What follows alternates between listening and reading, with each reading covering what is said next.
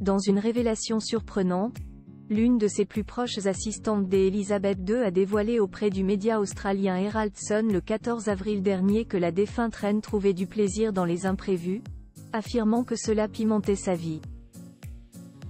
Il est rare de voir une figure aussi emblématique que la reine Elisabeth II révéler un côté aussi humain et spontané.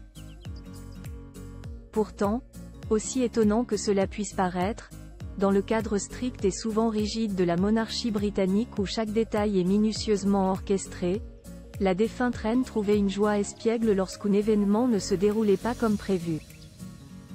La reine n'avait pas d'ego, elle était si à l'aise avec elle-même.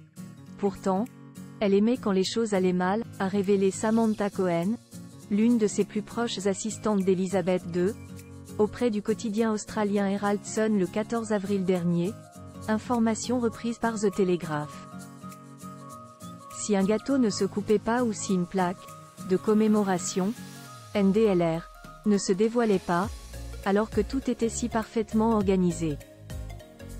Cela pimentait sa vie lorsque les choses tournaient mal, a ajouté celle qui était surnommée Samantha Panther par la défunte reine.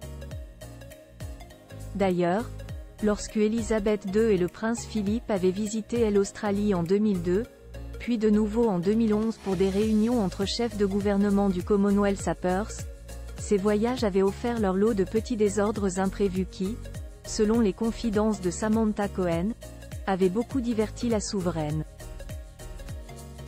J'ai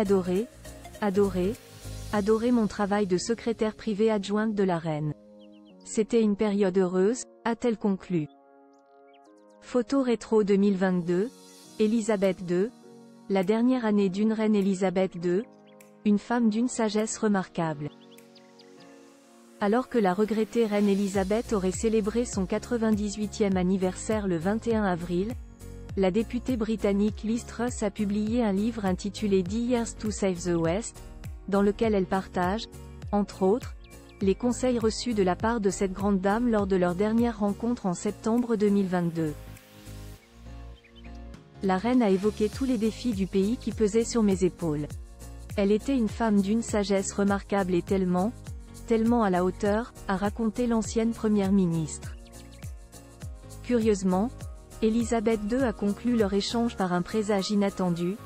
Je vous reverrai la semaine prochaine. Malheureusement, elle décédera 2 jours plus tard, laissant ses paroles comme un adieu poignant.